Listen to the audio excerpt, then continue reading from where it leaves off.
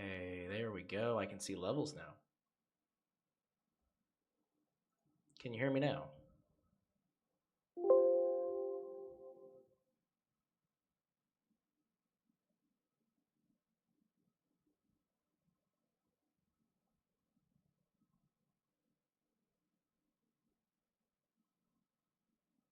Fantastic. Okay, so I'm gonna wait a little bit, see if the room fills up anymore. Supposed to be waiting for some special people that may be needing some help with editing.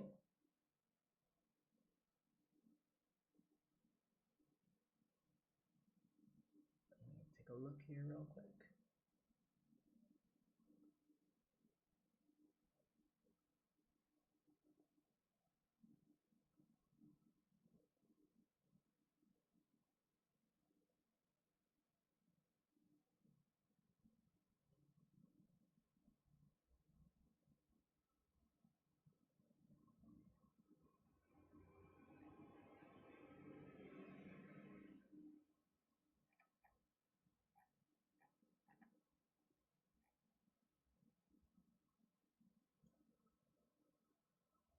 I think they may have missed the memo.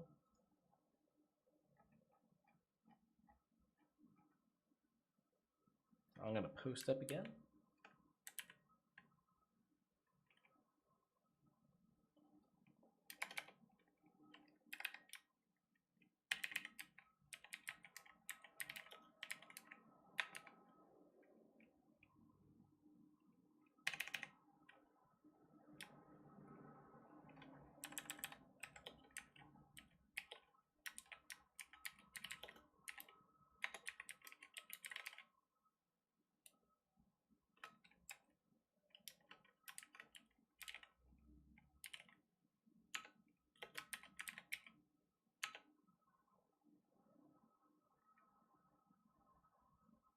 Okay.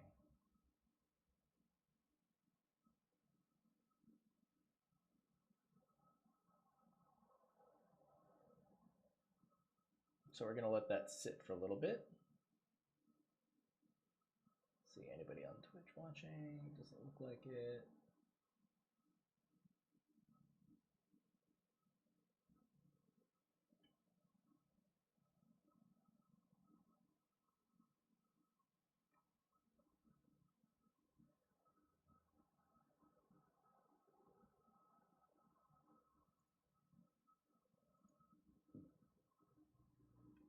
All right.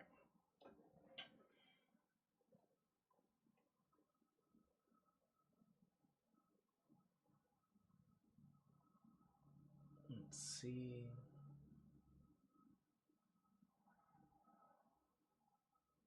Something flashing over here. What is it?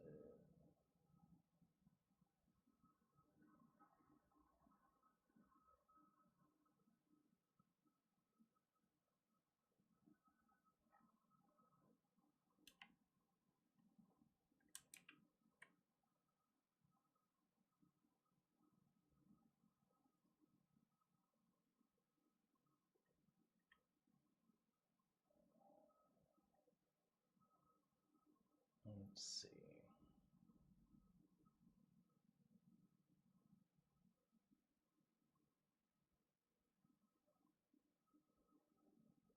Okay, we're gonna throw up the bumper while we're waiting for everyone to get in here. So I'll be back.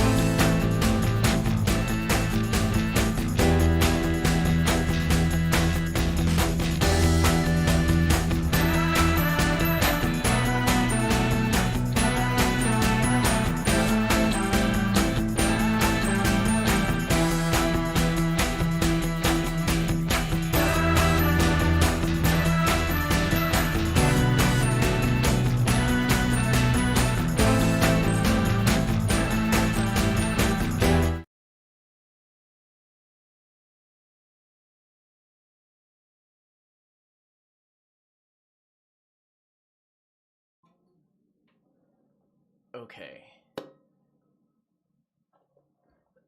Alright, so looks like we have 2 people watching. So you're in luck. Just the 2 of you. So does anybody have any questions for today? Let's see. Feel free. This is going to be a Q&A type video for editing. We're going to go ahead and take your questions and we're going to actually work through it. And I'm going to show you how to solve any of your problems. Let's see.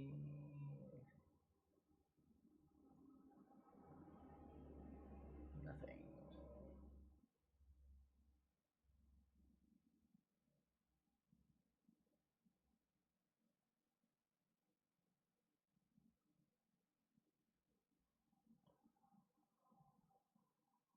All right.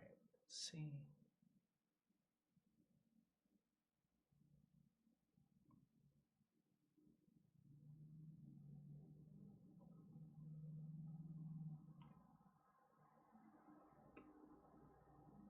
Okay.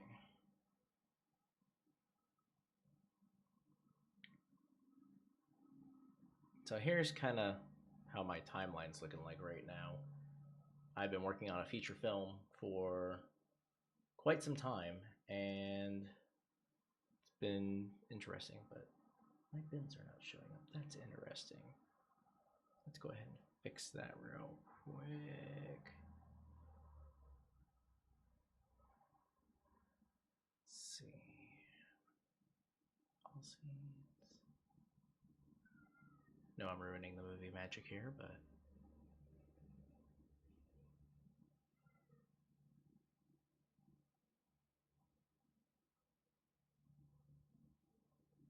display capture 3. You're gonna go with display 2. There we go. That's fixed. All right, so now you can see everything that I'm working on. So I have 3 monitors set up. So this timeline here, this is going to be all of my timeline. It's just one monitor dedicated to it, so I can very easily see all of my tracks. And then to my left, I have this monitor here, which is my preview monitor, so I can see everything I'm working on. And then my workhorse is here on the right. This is going to be where I have all my source clips, I have my bins, all my different effects and everything. And I know this one tends to look a little small, so we can punch in on it. And you guys can see a little better on bins and everything else. I can show you effects, effect controls. We can really go more involved with this. Let's see, let's go ahead and go a little bit more into it. They should punch in a little more. Yeah, and you can see all the different stuff that we have here in the project. But we're not going to be working on this one today because I'm not sure if this one is cleared for actual any work. So let's see. Let's go ahead and close this project. Yes, I'm going to go ahead and save.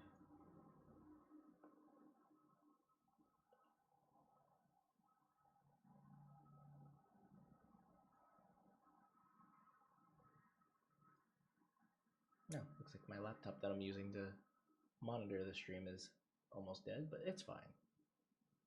Let's see.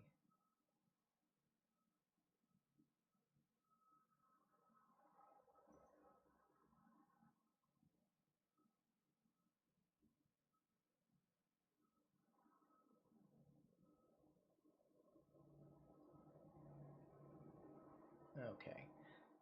So interesting, and a Norton service. That's fine, we can very easily do that. This was actually from a autosave that I had done. I needed to pull this up to reference something, so we're going to just do save as. I'll throw this in my working drive.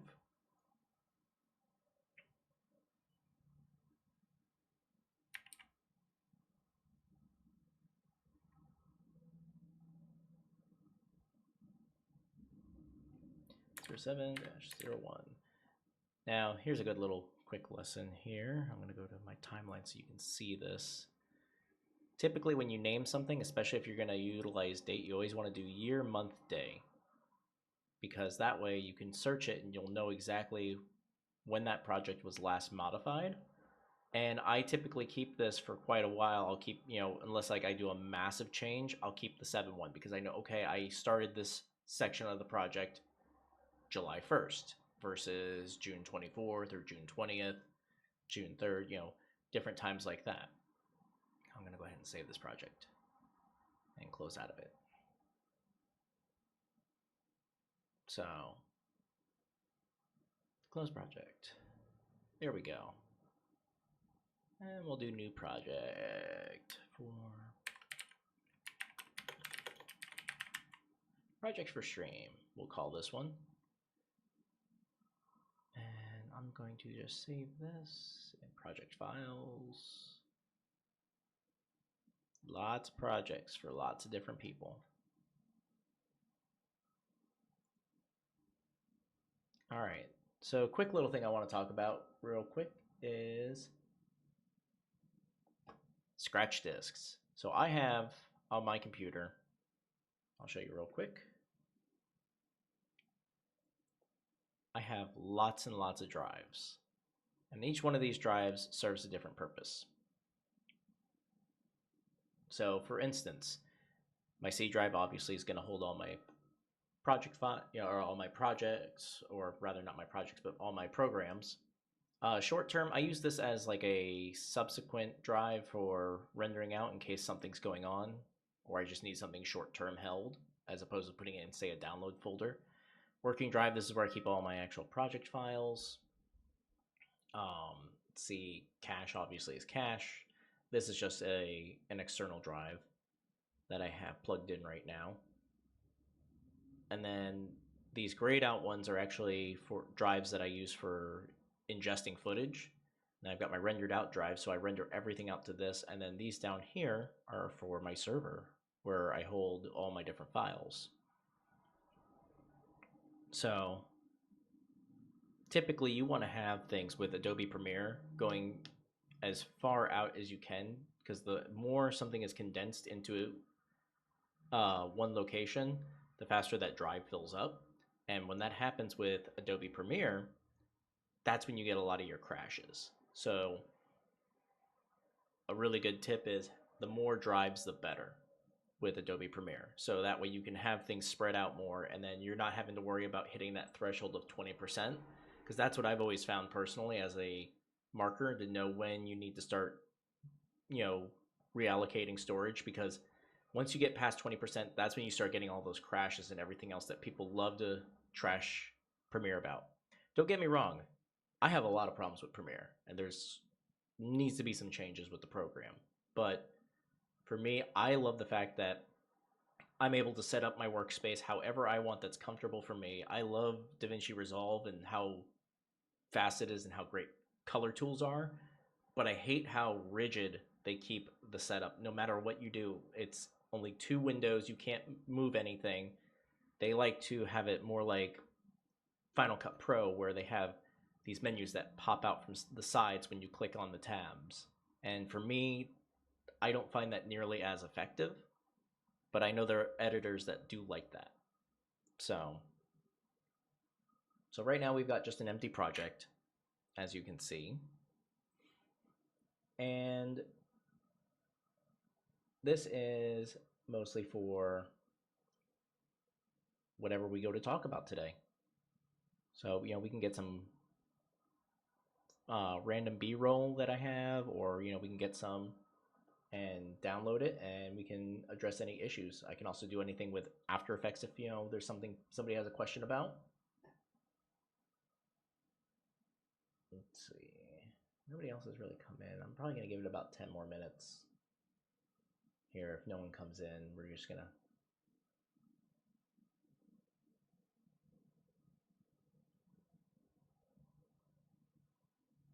Let's see.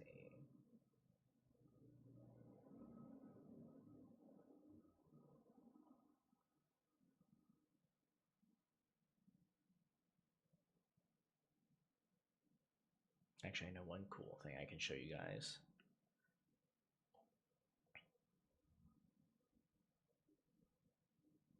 Let's see, After Effects can't continue, error accessing purpose. Okay, so After Effects is being a bit of a pain in the butt today. There we go.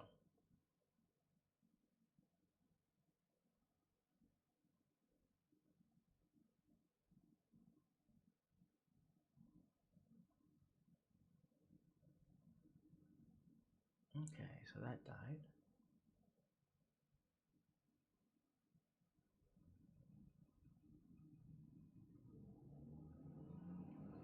So something kind of cool that I wanted to show is one thing that everybody always wants to talk about, which is day for night.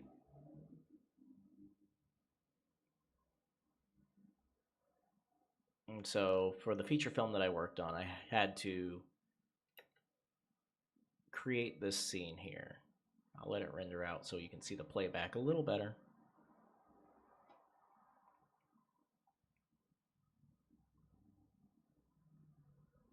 Alright, let me see real quick. I'm gonna have to use my phone for monitoring chat.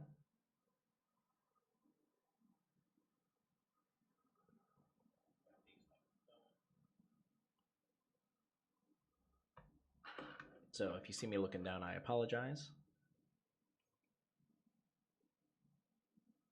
So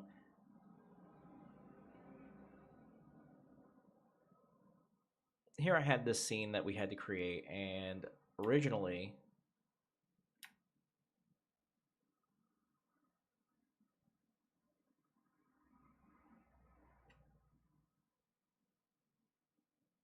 the original shot looked a little something like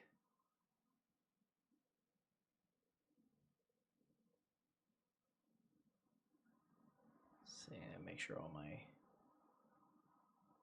everything is on.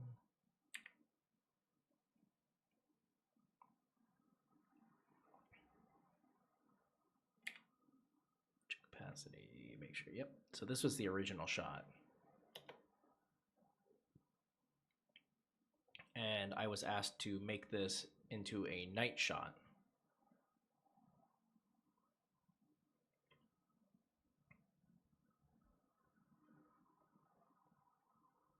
See, never done video editing. Where would I start to clip basic videos together playing Minecraft? Okay. That is a really good question, Ruth.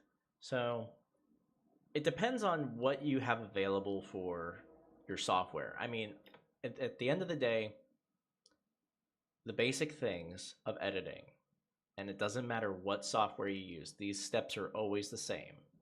Here, I'll go ahead and grab some B-roll real quick.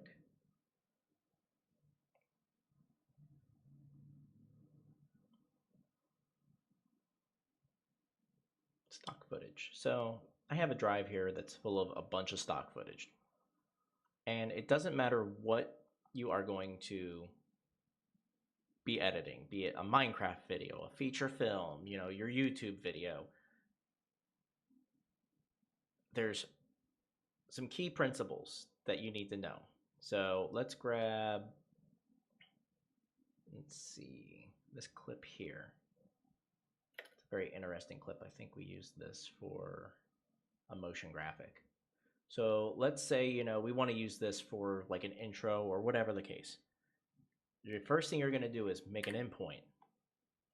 And when you hit that endpoint, it's going to automatically make the end of the video your, it's going to mark it as an out. So you'll say, make your out right there, your out point. And so we have a 2-second, 19-frame clip. And then we can take this and put it in our timeline, and this is going to automatically create the timeline. But now the clip is there. So it doesn't matter. This is the key principles. You're always going to make an in point, an out point, and put it in the timeline, no matter what you do. So let's see. If we take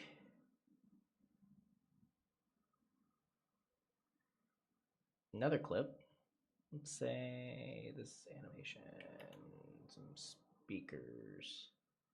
Yeah, we can then maybe go bam, make this a 3-second clip.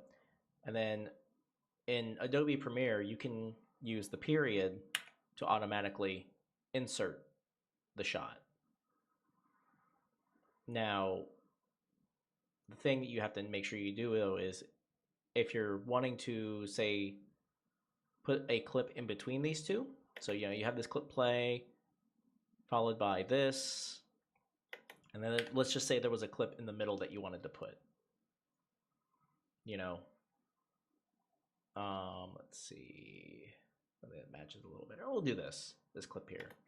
Nice little aerial shot of Memphis. So we'll mark an endpoint, and then this time to speed up, because we know, let's say we have to have the clip within, let's say 2 seconds of a clip.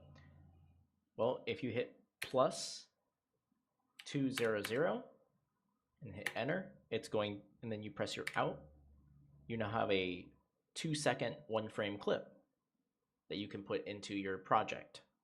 So we're going to press the comma key with this, and it's going to put that clip in between the two, because what that is doing is that is going to insert it in between the two clips rather than just flat out overwriting that other clip. So what you can do is just press comma and it'll put it in the middle. So we got this cool little graphic followed by the city and then a speaker. We're not really doing any massive storytelling here with this. This is mostly just for going over basic commands, but that is the essential epitome of editing. When I started editing with actually cutting film, that's, we would find our in point of the clip, we would find our out point, we would cut the film, and then we would, piece it together. We would either, take off the last piece that we had and tape it together, or, just keep moving down the line. But you always want to keep everything on one track as much as possible. All these video tracks, you'll see a lot of people when they first start editing, they'll start stacking clips like this little staircase.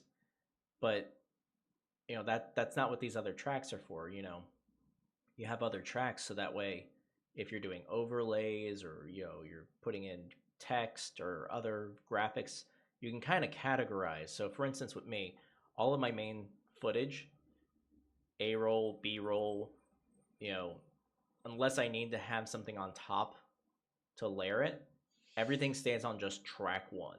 So no matter what, everything's on track 1. Now let's say, this clip here, let's just say I put it there. You can't see the other clip, but there are different menus inside of your effect controls when you click on a clip.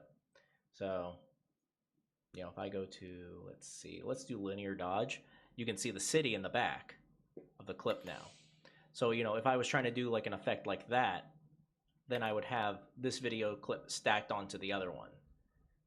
But if not, then there's no need to waste the tracks, because every time you have video that's stacked, especially, because people, what they'll do is they'll have, say, this clip here, they'll have it extended out really long. Let's move this further out. They'll have it extended really long, and then they'll put this clip on top of it, and then it'll go back to that. The problem with that is when you go to render out, it's going to actually render this clip. It's going to render out this clip and this clip together. So that's going to be a problem there. Now, what I recommend typically is, you want to have it as flat as possible. So if you're not overlaying it, just all on one track. And then you would have your other clip there. So let's go ahead and go back to how we had it before. So let's see. Another very important technique that you need to make sure you know is, especially with, if you're just clipping together, say, gameplay footage, you have this long, long clip. Let me see. Birds. Let me see. Let me find something that's long to utilize. Let's see. Actually, render it out. Yeah, I've got some decently long stuff here from the film. So let's say, I have this really long clip. First thing I'm going to do is I'm going to put it in my source monitor. Always in the source monitor first. And when you do this, the reason why you're doing this is because if you're taking from this one clip, you don't want to drop it in your timeline like a lot of people will do that. They will just open up, they'll get their footage inside of their project bin here. They'll get they'll get everything right in here. And then what they'll do is they'll just grab whatever the clip is. So I don't know if you can hear that or not, but there's a fire truck going around. So, but they'll grab the clip though. Let me actually put it in my change sequence settings. So what'll happen is they'll, import the clip into their project file. They'll grab the clip and they will just drag and drop it into their project. And then, they'll be like, oh, it's not the beginning. So then they'll zoom out, put it all the way at the end. And then they'll go from here and be like, okay, oh, I don't want that there, or, they'll get their tools out and they'll be cutting and they'll be deleting and trying to move clips around and everything. And you don't want to work in the timeline when you're doing stuff like this. So you always want to work in your source monitor. So, you'll hit play, mark your endpoint, and you're going to actually watch all of your footage. That's really one of the biggest things. You want to watch the footage that you're working with. So, you'll watch and you'll be like, okay, that part, I need that in my project. So you've marked your in point, you've marked your out point, and then you're going to simply insert it into your project. So I'm going to, now let's say you just wanted the video. You don't want to have the audio for whatever reason. Let's say, you want to change the audio. Well, then you can grab just the video here and drop it in. Albeit it's not as, in my opinion, not nearly as most effective way to do it. But again, it's there for a reason, so that way you can just grab it and go. This, to me, though, takes a lot of time to do. So I tend to work with keyboard shortcuts. So, I have that. So I'm going to press period. And it's going to put the clip in for me. Oh, I put it in twice.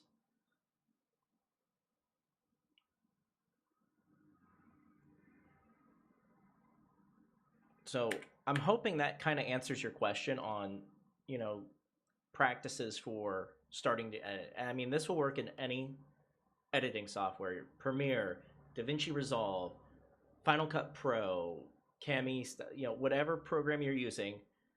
Taking footage from your source monitor and putting it into the timeline. That is the industry standard way of editing. I've done it with cutting film by hand, reel to reel, non-linear editing. It's always been the same. Nothing has ever changed. It's just a different, coat of paint on the same process for the editing software. So I hope that answers your question. Is there any others? Let's see.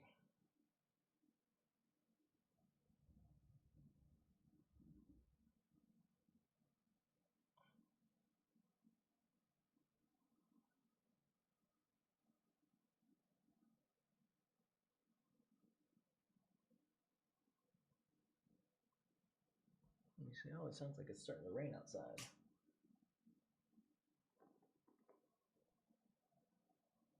Let me check Twitch real quick. See if there's anything on Twitch. People asking questions. Let me see. Fortunately, my laptop died, so I can't just look over here to just check everything.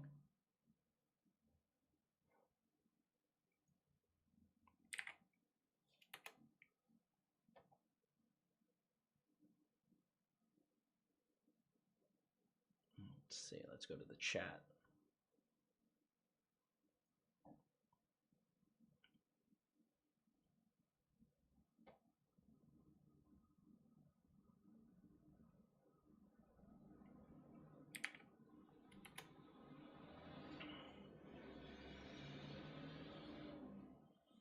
Best.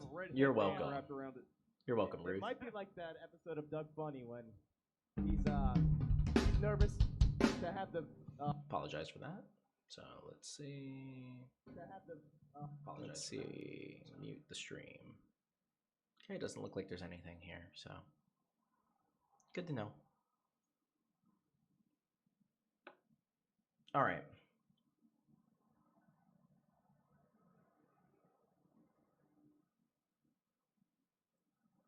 So I guess that's all we're going to cover today in our stream. So I'm glad that you guys got to come join me. You know, by all means, if you enjoyed this, you felt like, you know, you got something out of it, please, you know, go ahead, subscribe, like the video, yada, yada, yada, the typical YouTube stuff. I do have some affiliate links for some of the equipment that I use, not necessarily for the live stream, but for when I do my product shots and things like that. I have some of those videos on the channel that you can see. I've okayed it with my clients so that way you guys can see the videos that we've worked on here. And this is Michael with My Own Productions. I'll see you next time.